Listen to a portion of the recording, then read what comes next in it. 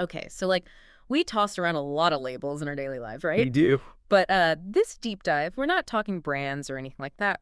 We're going deeper, looking at the words we use, especially in politics, to define entire groups or ways of thinking. Yeah, and it's easy to forget just how much weight these labels carry. Right.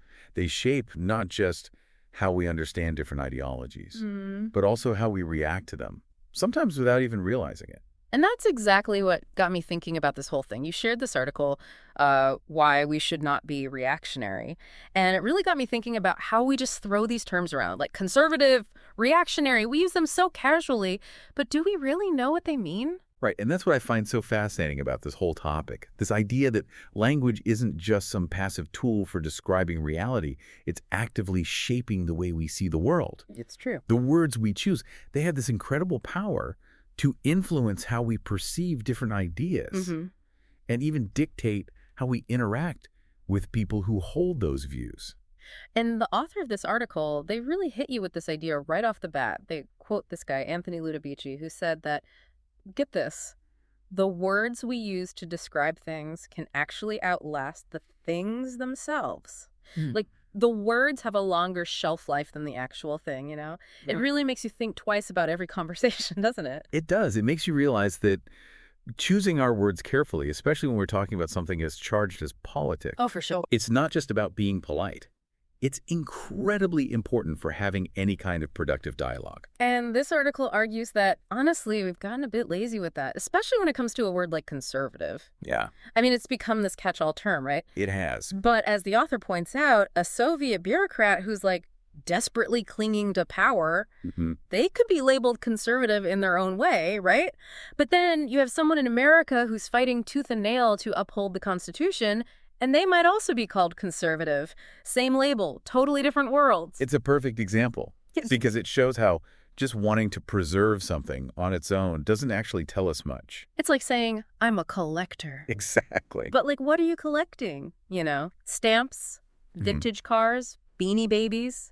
The content is important. Exactly. And that's where this article gets really interesting because it starts to dig into this idea of, well, what is, instead of defaulting to this very broad, kind of vague definition of conservative, what if we start using the term traditionalist? Okay, now we're getting somewhere. Because now we're starting to move beyond simple definitions. We're getting into the realm of deeper values. And the author argues that traditionalism, at its core, it's about more than just resisting change. It's about recognizing that tradition itself actually holds inherent value. Okay, so unpack that a bit for me. What makes tradition so inherently valuable? Why should we care about it in the first place? Well, think about it this way. Traditions, they're often the result of generations, Mhm. right? Generations of accumulated wisdom, Right. experience, ways of life. And in a world where everything feels like it's constantly changing, traditions can offer this sense of stability, of continuity, a sense of belonging, even. It's like a connection to something bigger than just ourselves. Exactly. It's a connection to a story that stretches far beyond just this current moment in time. So it's not just about being stuck in the past. It's more about recognizing the value of lessons learned and Yeah. insights that have kind of been passed down, right? Precisely. And this is where the author makes a really interesting point about truth. Because they argue that for a traditionalist, truth isn't just some abstract concept out there. Right. It's something that's been revealed and refined over generations. Through families. Yes, families, communities, entire civilizations even. It's like inheriting this roadmap instead of having to start from scratch with every generation. Oh, that's a great way to put it. It gives you a sense of direction, right? Yeah. Mhm. A framework for understanding not just the world as it is, but also for navigating its complexities. So it's not that you have to blindly follow every single tradition. No, not at all. But you should at least approach them with a bit of respect, try to understand the values and principles they're trying to pass on. Exactly. Okay, so we've talked about conservative, which, according to this author, it's a bit too vague, It is. and traditionalist, which seems to offer a richer, more nuanced understanding of aligning yourself with these, enduring values. Right. But there's another term that gets thrown around a lot in these discussions, and the article tackles this one head on. Reactionary. Yes, and this is where things get, I think, even more interesting. Yeah. Because, reactionary might seem on the surface like a more accurate label, right?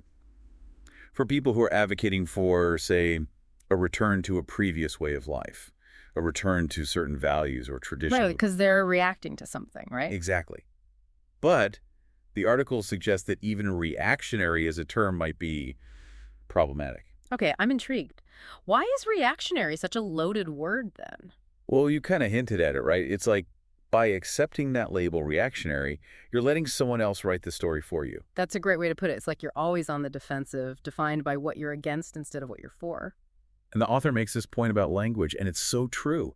By accepting that label reactionary, you're letting your opponents frame the entire debate. You're always reacting to their agenda instead of setting your own terms. Exactly. You're always on the back foot, trying to hit back at the latest volley instead of serving up your own ideas. Right. It's like playing a never-ending game of catch-up, and you can never quite get ahead of the game.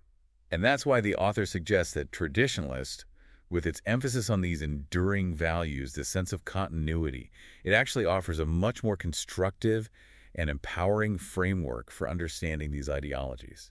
Okay, so I'm with you so far. Traditionalist is a more nuanced way to describe this worldview.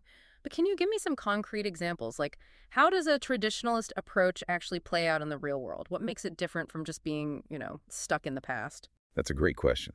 And the article actually gives a few concrete examples. Let's take the issue of family, for instance. A traditionalist might see the family unit as this, like, fundamental building block of society, right? Something that's worth preserving, upholding, even. Right, but that doesn't mean they want everyone to go back to, like, some idealized version of the 1950s family, right? Exactly. It's not about recreating the past. It's about recognizing that there's enduring value in the idea of family, even as those forms, those structures, they evolve over time, right? Yep. It's about understanding how important strong families are for raising children, for transmitting values, for providing that sense of stability and belonging we were talking about earlier. So it's less about saying we all need to live like it's the 1950s and more about asking, okay, what are those core principles, those things that make families strong, and how do those principles apply in today's world? Yeah, exactly. And you can apply that same kind of thinking to other areas too. Like when we think about education, a traditionalist might put a lot of emphasis on passing down knowledge and wisdom from one generation to the next. Yeah, They yeah. might see a lot of value in a curriculum that includes like history, literature, the arts. The classics. Yeah. And not just because they're old, but because they offer these timeless insights into what it means to be human, right? What it means to grapple with these big questions that every generation faces. So it's not about rejecting progress or saying that everything new is bad.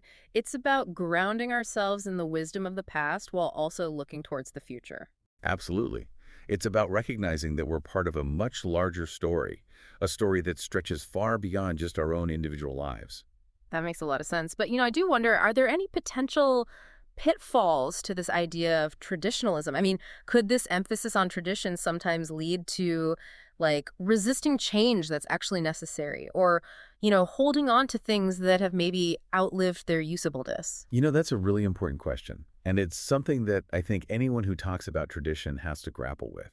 Because there's always that risk, right? That any ideology, even one that's rooted in tradition, can become rigid, inflexible, even oppressive.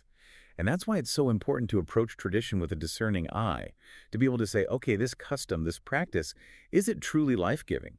Or has it maybe outlived its usefulness? So it's not about blindly following tradition for tradition's sake. It's No. about engaging with it thoughtfully, asking those tough questions. Right. Exactly. And being willing to say, you know what?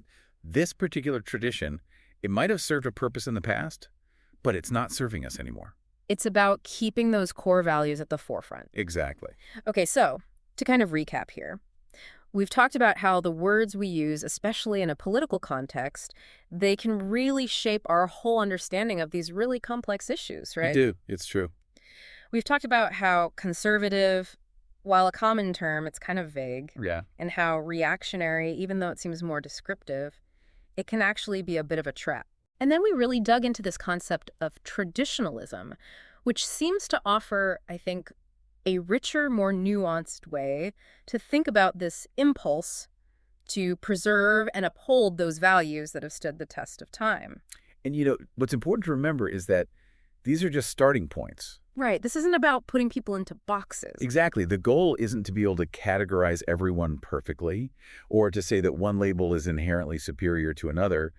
It's about encouraging people to think critically about these terms, to really engage in a more thoughtful way. It's interesting, right? Because it seems like what we're really getting at here, it's the difference between like just reacting to whatever's happening in the moment Yeah. versus like consciously building on something that's, well, bigger than just us. Like Yeah. reactionary implies this knee-jerk thing. Right, like a gut reaction. Exactly. Whereas traditionalist, at least in the way this author is using it, it suggests something more thoughtful, more intentional. It's like recognizing, yeah, I'm part of a larger story here. And that actually brings us to, I think, one of the most powerful questions the article asks, which is, if true traditionalism is about aligning ourselves with a larger story, what does that story actually look like? Yeah, it's like, what's your story? Exactly.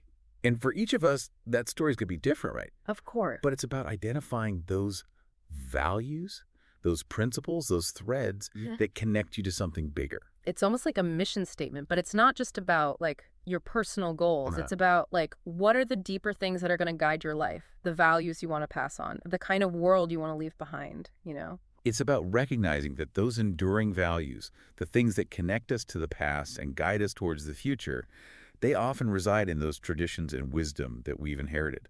So as we kind of wrap up this deep dive here, what are some of the key things you hope people are really taking away from this conversation? I think the first thing, and it seems so basic, but it's so crucial, words matter. They really do. The words we use have so much power. They shape how we think, how we understand other perspectives, how we talk about these really charged issues. Absolutely. It's like a good reminder to be mindful, right? Mindful of the labels we use, not just for other people, but for ourselves too. Exactly. And, beyond just the words themselves, I hope this conversation has encouraged people to think critically about these terms we've been discussing. Conservative, reactionary, traditionalist. They're useful starting points, but we shouldn't let them become these rigid boxes that limit our understanding. It's about nuance, about digging deeper, challenging assumptions, really listening to what people are actually saying. Precisely. And, if there's one thing I hope our listeners walk away with, it's that sense of curiosity, that desire to explore those deeper stories, those things that connect us all. To find that bigger narrative. Exactly. Whether it's through exploring your own family history or engaging with different faith traditions or just, picking up a book on philosophy that you've been meaning to read. It's all connected. It is. It's all part of this larger human story. Well said. So, to everyone listening, as you navigate this world of ideas, remember, words matter. Think critically and never stop exploring. Until next time, happy diving.